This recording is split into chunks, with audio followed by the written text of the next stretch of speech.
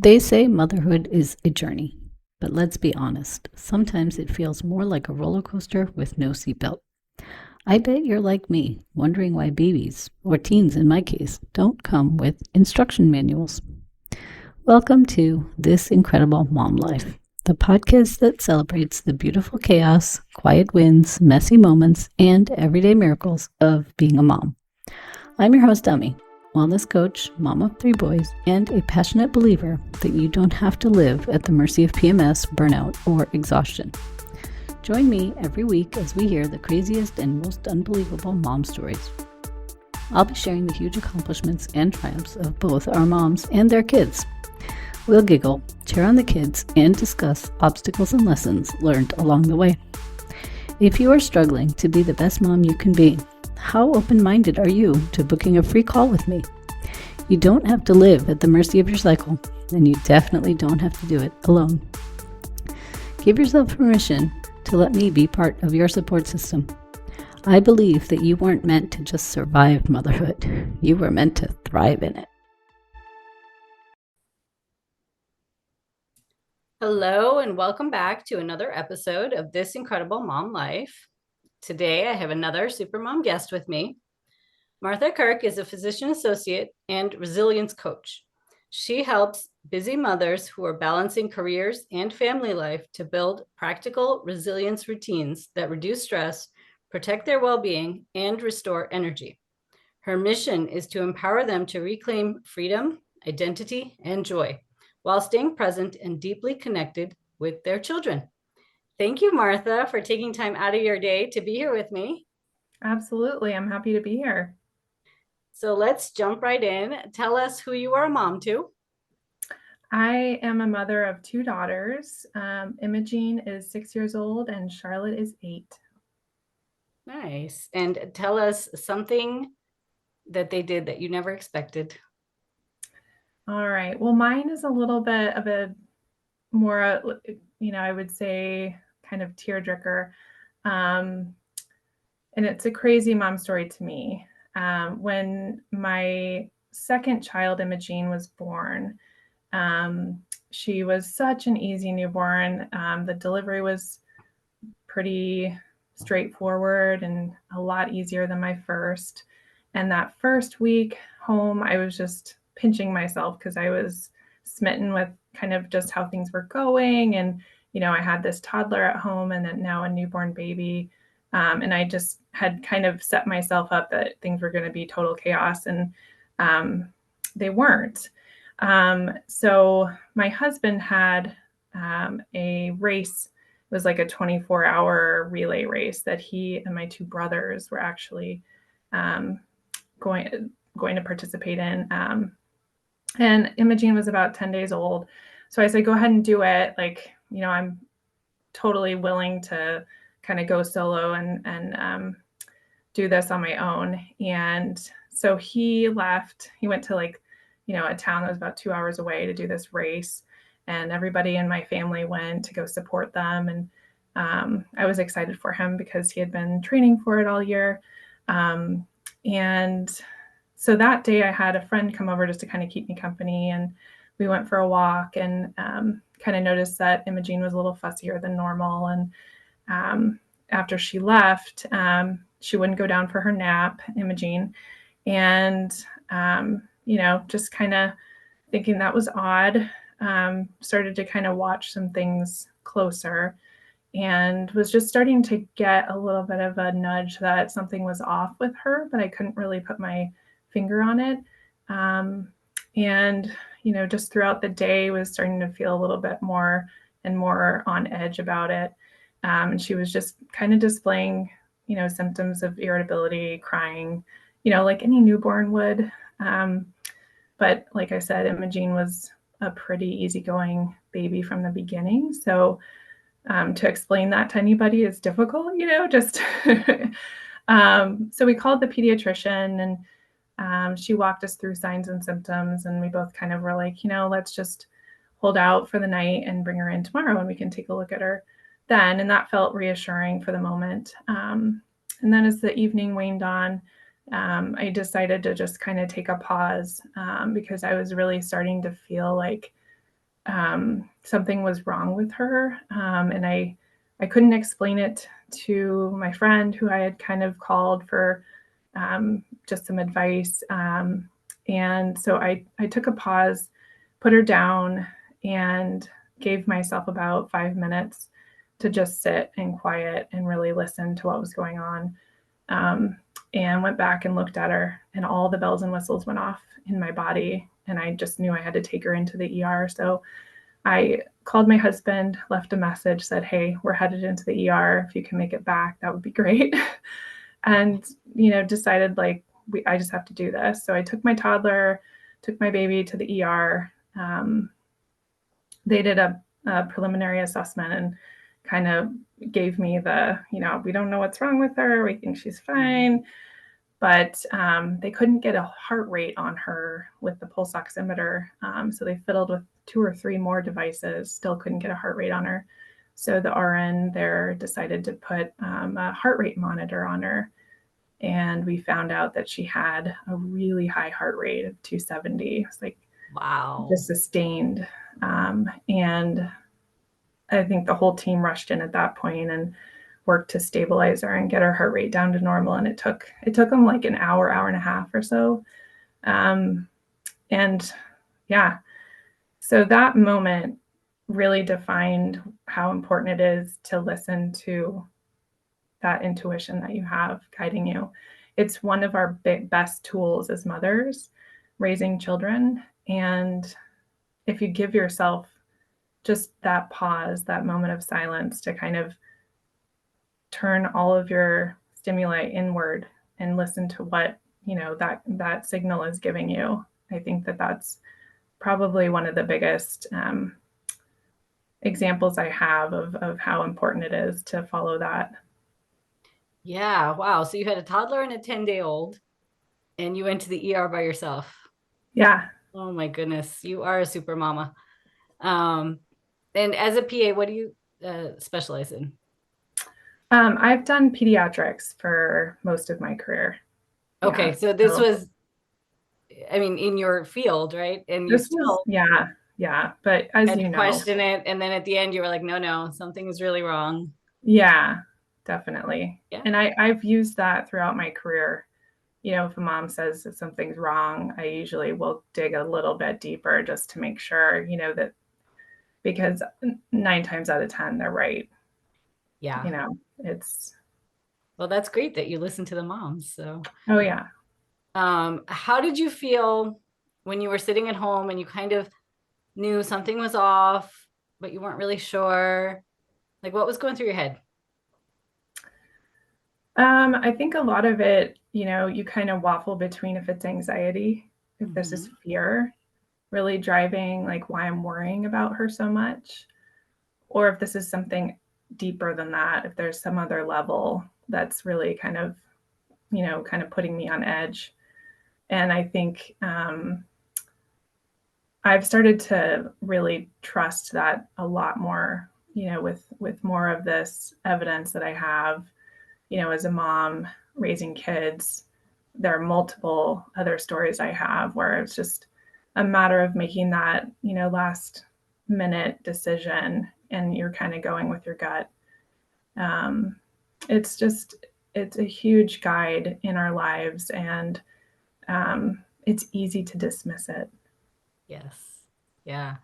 How did you feel when you were in the ER and everyone was like, yes, there is something wrong. We need to figure out what it is.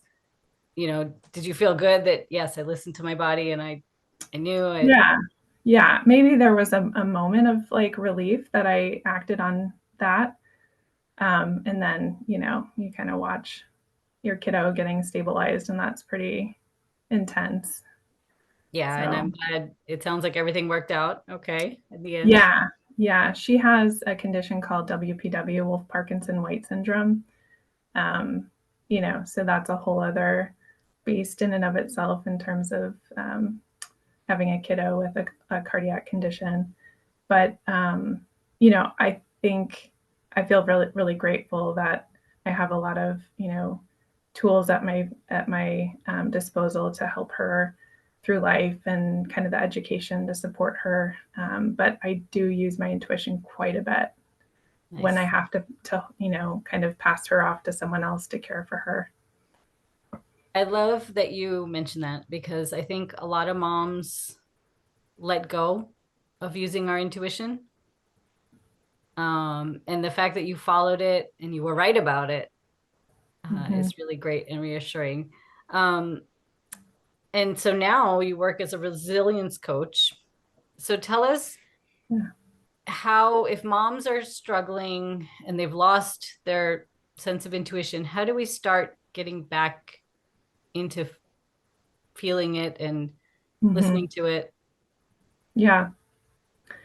Well, it's to start off with, it's hard because we're juggling a lot, but it's really finding the space and the time to develop more intimacy with yourself, Mhm. and that can be anything from, journaling, quiet time, meditation, walking without music, just kind of developing that inner dialogue with yourself. What's asking, kind of the deeper questions of why something is bothering you, or, what is it about that person or that situation? And yeah, I think it's really just honoring that we all need that in Mhm. order to develop, those that really to develop trust in that intuition. Yeah. And it can be wrong too, right? Very Yeah, rarely, but most times I think if moms are feeling something, especially for their kids, they've got a pretty good reason to believe it. And even if like things turn out fine in the end, I would yeah, rather follow it and look it up, research it, do what you need to do, get the support you need, yeah, and make exactly. sure it's not anything, Exactly. serious. Yeah. And yeah, in the end, like you feel more like you have more resources or education around the choices that you're making, right? Because you're using your intuition to guide you. Yep. And so now that you're using your intuition, how do you feel like that makes you a better mom on a day-to-day basis? I, I think I use it so much in how I connect with my kids. Mhm. Kids in general are naturally intuitive because they have to be to survive. Instinctually, they are. And, they may be a little more wild and rough around the edges, and you have to kind of have firm boundaries for them. But if you're able to connect with them on a level of just kind of where their intuition is guiding them and teaching them how to trust that, it's almost like reparenting yourself. You're Yeah. reteaching yourself, oh, wow.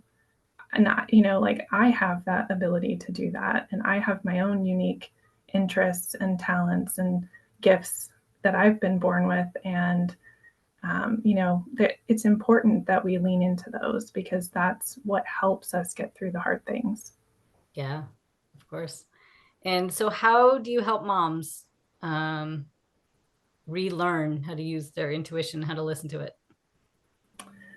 Um, it starts with self compassion Hmm. because we have to kind of ground ourselves in grace and making sure that we are, allowing whatever has happened in the past to be where it is, and looking forward, kind of what would we want that to be for ourselves? Like, what do we dream for ourselves? What are our hopes for our life and our kids' life? And I kind of just start there because I think it usually ignites a little bit of joy in the process, and it guides a lot of the practices then that follow after that. But a lot of the strategies and the tools that I work with women is just kind of helping them feel a sense of purpose and a sense of direction, and that really guides building confidence. And I usually am able to help them through the motivation of their kids.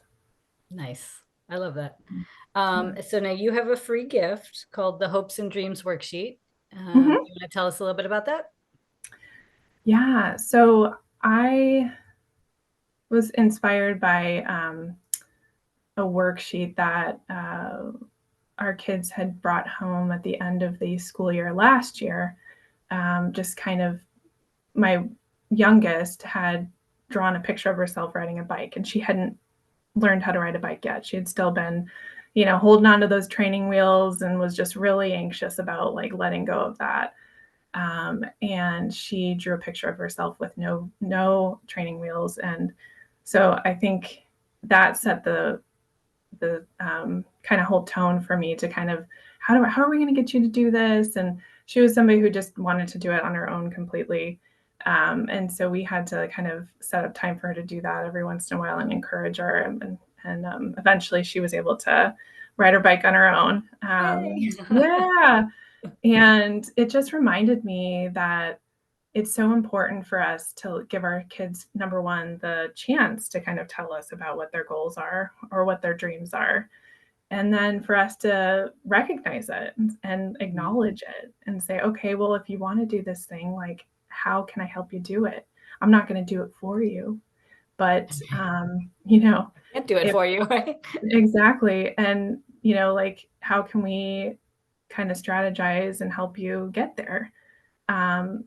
And just all those tiny little steps in between really help build resilience in kids. And so I decided to make this worksheet. It's just a step-by-step guide for parents to create that connection with their kids for the school year, in hopes that, we can kind of motivate some families to jump on board with that. Perfect timing, because school is starting up. It's already started in some parts of the country, and here in New York, we're the, I think, last ones. We start in a couple of weeks, but that will be really helpful to all my mom listeners. So if you're getting ready for back to school or any other time and you just want a little support in how to work on your hopes and dreams with you and your kids, then check out this free guide. Martha, how can people connect with you? They can connect with me on Instagram. I'm on Facebook. And I also have a website called raisingher.co. My email address is marthakirkcoaching@gmail.com. It's a quick way to connect. Nice. So I will put all of those links in the show notes so people can find you. Do you have any last minute tips for all us moms getting ready for back to school? Yeah, I mean, as we all know, it goes so fast. And I think just making those moments to slow down and connect with your kids is really important. Nice. Amazing. So I think we both wish that all the kids have a great first day and amazing year. And thank you, Martha, for joining me today. This is really great. Yeah, absolutely. Thanks so much. Are you struggling to be the best mom you can be? Are you fatigued, overwhelmed, and stressed out? Are you losing precious time with your family because of PMS? If so, sign up for my free gift on how to start living in tune with your monthly cycle. The link to get it is in the show notes below. Use this guide to help you start to eliminate your symptoms of PMS, increase your energy, reduce stress, and fully enjoy this incredible mom life. The way I see it, you have 3 choices. You can try to figure it all out on your own. You can do nothing and stay where you are, or you can get the customized guidance you need to thrive as a mom. The choice is yours. Thanks for listening to today's episode. I hope you learned something from these stories. If you enjoyed this show, please make sure to subscribe, rate, review, and share this podcast. It really helps this show grow. If you have a mom story you would like to share, click on the link in the description below on becoming a podcast guest. Remember, the content on this podcast is for general information only. It does not replace any medical advice given by your healthcare providers. Please check with your doctor if you have any questions about your specific condition and before starting any new diet or exercise regimen. Thank you, and you will hear from me soon.